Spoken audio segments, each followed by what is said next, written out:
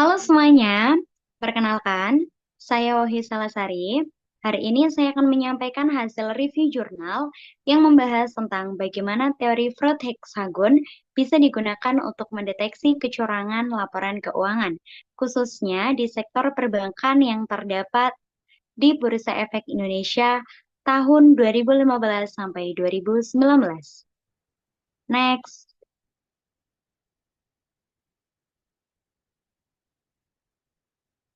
Untuk identitas jurnalnya, di sini jurnal yang saya review ditulis oleh Ibu Mukaroma dan Bapak Budi Wicaksono. Diterbitkan di Jurnal Ilmiah Komputerisasi Akuntansi, volume 14 tahun 2020. Di sini penelitiannya cukup menarik ya, karena mengangkat isu yang masih sangat relevan sampai sekarang, yaitu fraud atau yang biasa kita sebut kecurangan laporan keuangan. Next. Kita lanjut ke latar belakang masalahnya. Kita semua tahu ya, laporan keuangan itu penting banget, baik untuk investor, manajemen, maupun pihak lain yang berkepentingan. Tapi di balik pentingnya itu, kadang ada tekanan dari manajemen nih untuk terlihat baik di atas kertas. Maksudnya gimana? Nah, dari laporan keuangan itu kan biasanya ada gitu ya di suatu perusahaan atau instansi. Tapi dari perusahaan itu biasanya ada tekanan nih, ada dorongan untuk membuat laporan keuangan yang bagus, yang baik, yang meningkat gitu ya, supaya perusahaannya itu kinerjanya bagus, meningkat baik gitu ya. Nah, dari situ timbullah tekanan untuk membuat laporan keuangan itu supaya meningkat. Akhirnya timbullah perilaku-perilaku gitu ya, tindakan-tindakan kecurangan yang memicu terjadinya fraud gitu ya. Maka dari itu dibutuhkan gitu ya pendekatan khusus yang bisa mendeteksi potensi fraud sejak dini. Nah, disinilah nanti teori fraud hexagon ini akan mulai berperan. Tuh. Next. Kita masuk ke rumusan dan tujuan penelitian. Untuk rumusan masalahnya, di sini bagaimana sih pengaruh fraud hexagon ini terhadap kecurangan laporan keuangan perbankan gitu ya. Jadi nanti akan dijelaskan ya apakah fraud hexagon ini gitu ya, metode fraud hexagon ini bisa nih mendeteksi laporan keuangan di perbankan atau tidak gitu ya. Nanti akan terjawab nanti di slide-slide selanjutnya. Untuk tujuan penelitiannya sendiri, di sini menguji pengaruh elemen-elemen fraud hexagon pada bank di Bursa Efek Indonesia mulai dari tahun 2015 sampai 2019. Next.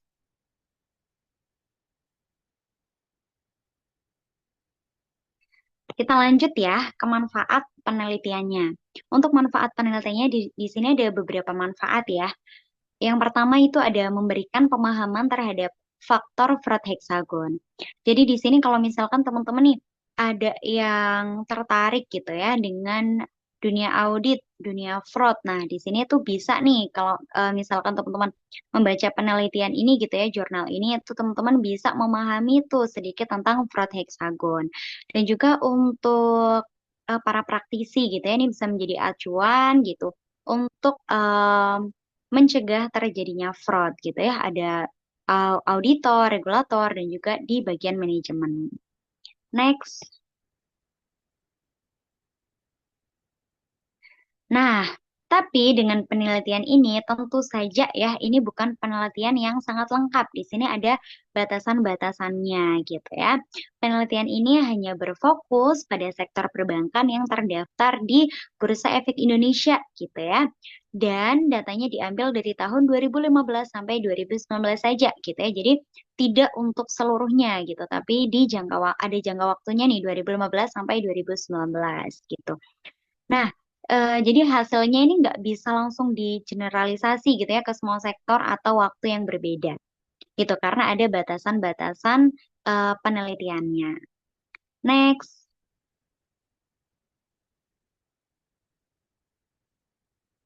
Nah, kita masuk ke bagian yang paling menarik ya, yaitu fraud hexagon teori nih. landasan teorinya gitu ya. Teori ini merupakan pengembangan dari teori sebelumnya nih. Jadi sebelumnya itu namanya bukan Fraud Hexagon Theory, tapi itu Fraud Triangle, ada juga Fraud Pentagon. Itu nama sebelumnya. Nah, sekarang namanya sudah berevolusi gitu ya menjadi Fraud Hexagon Theory. Ada 6 faktor yang bisa jadi pemicu fraudnya nih atau faktor-faktornya apa aja sih yang bisa terjadi fraud hexagon ini. Yang pertama itu adanya tekanan, kemudian adanya peluang, adanya rasionalisasi, kapabilitas, arogansi, dan kolusi gitu ya. Adanya mungkin tekanan dari perusahaan gitu ya, terus peluang nih untuk bisa mengotak-atik laporan keuangan gitu ya, rasionalisasi, kapabilitas, arogansi, dan juga kolusi. Nah, dari 6 faktor ini gitu ya, nanti akan ditunjukkan apakah semuanya ini benar-benar terjadi gitu ya di Bursa Efek Indonesia atau tidak. Itu nanti akan terjawab di slide-slide selanjutnya. Oke, next.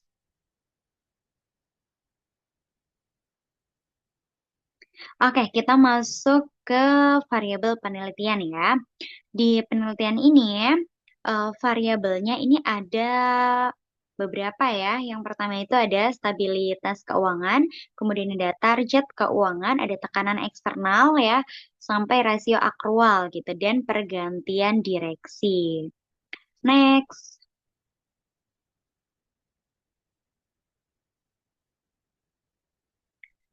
Untuk metode penelitiannya sendiri nih, penelitian ini gitu ya, ini menggunakan metode yang cukup kuat gitu ya. Di sini penelitiannya itu memakai pendekatan kuantitatif ya, memakai pendekatan kuantitatif.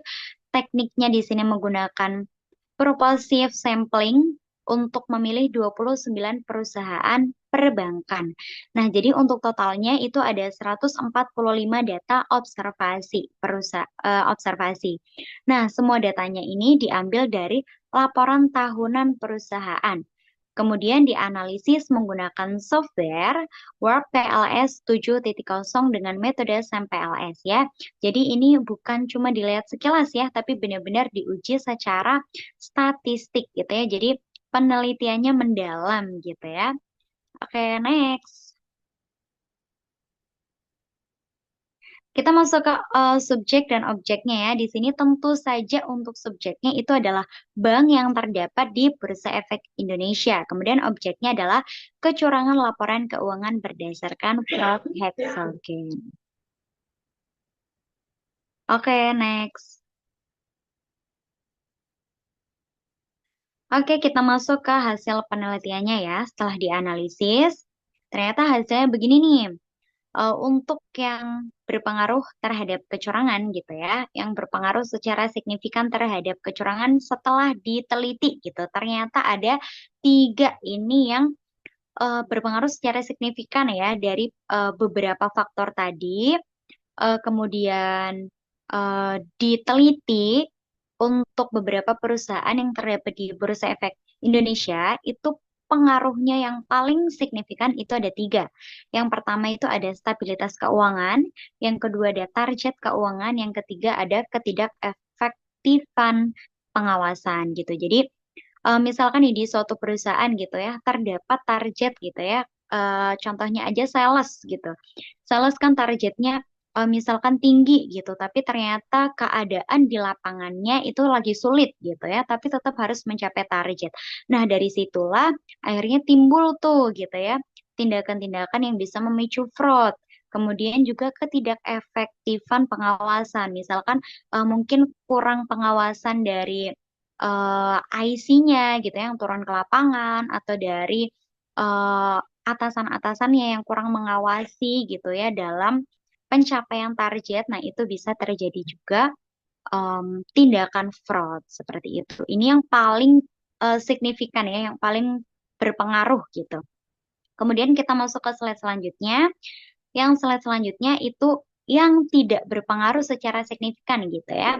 Ini berpengaruh apa namanya, tapi tidak secara signifikan untuk Bursa Efek Indonesia, bank-bank yang terdapat di Bursa Efek Indonesia ya. Yang pertama itu ada ini ada 6 ya, ada 6 faktor.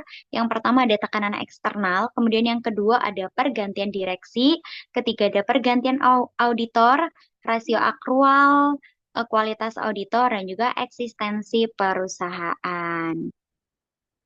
Jadi artinya nggak semua faktor dari fraud heksagon ini terbukti berpengaruh secara langsung ya, tapi tetap sebagian besar temuan ini tuh mendukung bahwa teori ini relevan untuk dipakai gitu ya. Oke, next. Oke, kita masuk ke kelebihan dan kelemahannya ya. Untuk kelebihannya gitu ya, kalau kita bicara kelebihan, di sini penelitian ini itu pakai teori yang baru dan lengkap gitu ya. Pakai teori apa? Frat hexagon. Kemudian ini diuji dengan banyak variabel yang lumayan detail ya, dan metode statistiknya ini juga canggih dan hasilnya cukup terpercaya ya. Metodenya menggunakan SAMPLS. Kemudian untuk kelemahannya sendiri, di sini untuk kelemahannya ini datanya terbatas dari laporan tahunan ya, karena memang diambil dari apa namanya periodenya terbatas 2025 sampai 2029 saja gitu, dan tidak semua variabelnya signifikan gitu ya. Untuk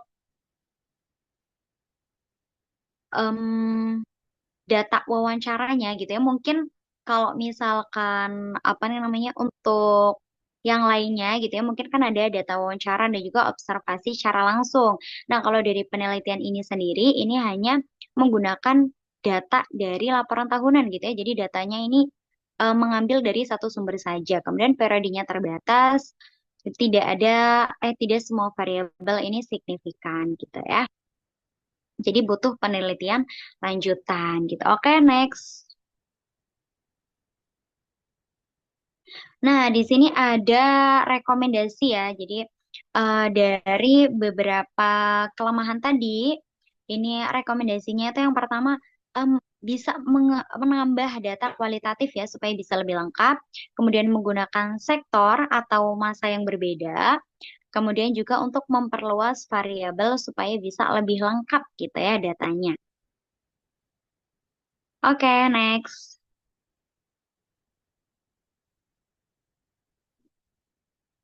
Nah, di sini kita masuk ke kesimpulannya ya. Kita masuk ke kesimpulan. Nah, untuk kesimpulannya, Fred Hexagon ini bisa jadi alat bantu yang cukup ampuh ya untuk mendeteksi potensi kecurangan nih. Walaupun belum semua elemennya terbukti, tapi seenggaknya kita udah punya dasar yang kuat nih untuk mengembangkan penelitian di bidang ini gitu ya. Di sini nih untuk apa namanya penelitiannya gitu ya, ini lumayan lengkap ya untuk fraud hexagon ini. Jadi bisa digunakan mungkin buat teman-teman yang merasa gitu ya, merasa janggal dengan perusahaannya gitu ya. Mungkin teman-teman punya perusahaan kecil gitu ya, startup atau apa gitu ya, teman-teman bisa cek kepada tim audit gitu ya, laporan keuangannya gimana, sesuai atau enggak dengan eh eh, fakta yang ada gitu ya, dengan fakta lapangan yang ada gitu. Oke, terima kasih. Next ya. Oke, terima kasih teman-teman atas perhatian. Sekian yang dapat saya sampaikan. Semoga bermanfaat. Semoga teman-teman juga kalau misalkan mau menerapkan bisa banget ya pakai metode ini, fraud hexagon. Terima kasih.